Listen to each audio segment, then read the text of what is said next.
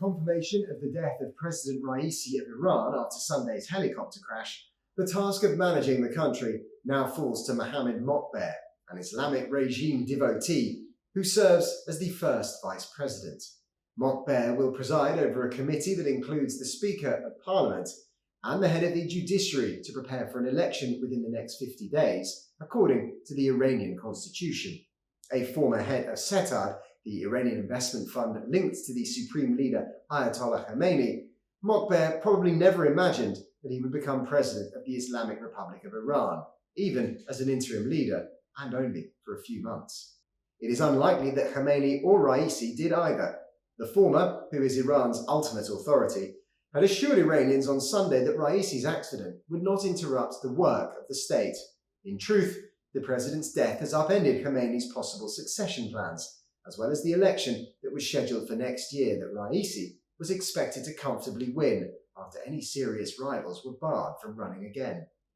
It really has demonstrated utter incompetence, and this will be at the forefront of the 85-year-old Supreme Leader Ali Khamenei's mind, not least because he is fully aware if the regime's elite handle his death in the same way as they have handled the past 24 hours, that could lead to the entire unraveling of the Islamic Republic system, because succession of the Supreme Leader will be taking place against the backdrop of mass anti-regime sentiment in Iran. So for Khamenei, the Supreme Leader, the past 24 hours will have, in many ways, be viewed as a test run for his own death.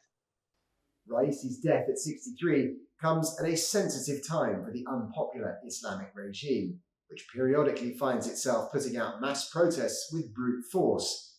A year after Raisi's election in 2021, the regime's security services responded harshly to mass protests led by women demonstrating against the country's strict Islamic regulations. Raisi, a hardline jurist who is sanctioned by the United States for sending thousands of political prisoners to their deaths in 1988, responded in a characteristic manner to the protests, which resulted in thousands being arrested. We can sit and blame the violence, the horrible treatment of the Iranian public over the last few years following the death of Mahsa Amini, and even before, on the person of Ibrahim Raisi. But really, that's to put the blame at the wrong door.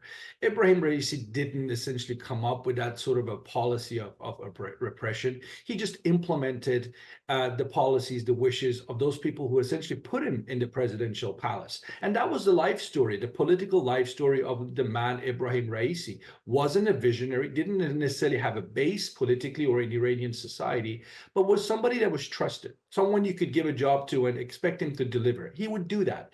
But the real repression, the real root causes, I mean, when Hassan Rouhani was the president between 2013 to 2021, there was plenty of repression going on in Iran then too, because he as president, even though he's moderate, he didn't have that kind of clout either.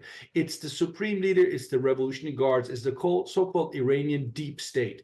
They are the real sort of villains in all of this, if you will, and they're still very much in power in Tehran today. In these circumstances, many Iranian voters stayed away from the polls in March's parliamentary elections after a majority of reformist candidates were barred from running. Those elections recorded the lowest turnout in the Republic's history, but the coming presidential ones may beat that record. It's a little bit more elaborate in this Islamic Republic. It's not going to be as black and white in the sense of saying, well, this individual is going to be your next president, accept him. The regime actually takes the effort of having a process, an election process. They've announced today that that election will happen by 28th of June. There'll be a number of candidates that the regime will approve of. I should say the person of Ali Khamenei would approve of. And one of those individuals will replace Raisi and be there for the next four years. But these elections are hugely regulated. They don't reflect the wishes of the Iranian people.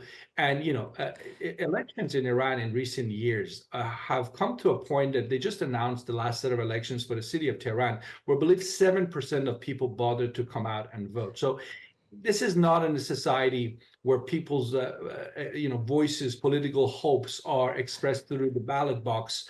The Iranian people know better, and that's why they've given up all hope for gradual change in this regime. It's not clear who will emerge as Khomeini's choice for president, but it will be hard to replace Raisi, who came to power after an 8-year term by the pragmatic Hassan Rouhani. Under Raisi, the hardliners consolidated their day-to-day influence over all branches of government. He had support from the key constituencies, the Iranian Revolutionary Guard Corps, the clerics, the hardliners. He was a team player, said Sanam Vakil, the director of Middle East and North Africa program at the Chatham House think tank. More importantly, Raisi was seen as a strong contender to succeed Khomeini, who is 85 and had been the country's supreme leader since 1989, when Ayatollah Khomeini, the regime's founder, died. Raisi was a good candidate because he fit Khomeini's bill, said Vakil. So it just means that there are other scenarios on the table now.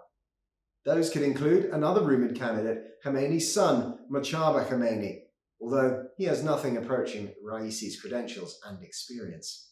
Although Raisi's death will shake up the regime's succession plans, it will have little bearing on Iranian foreign policy, which is run by Khomeini and the Islamic Revolutionary Guard Corps, who oversee a network of allies and proxies in the region that have turned Tehran into a Middle East power.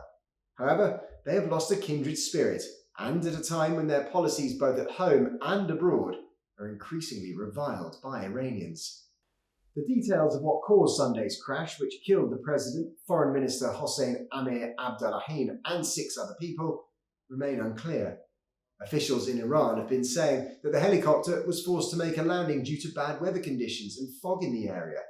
Iran also has an aging fleet of aircraft due to years of sanctions imposed on it, and there have been a series of accidents involving aircraft in the country.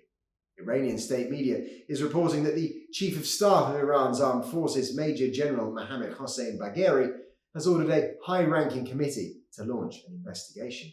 According to Iranian media, Raisi was travelling in a US-made Bell 212 helicopter before it crashed into a mountain peak on Sunday.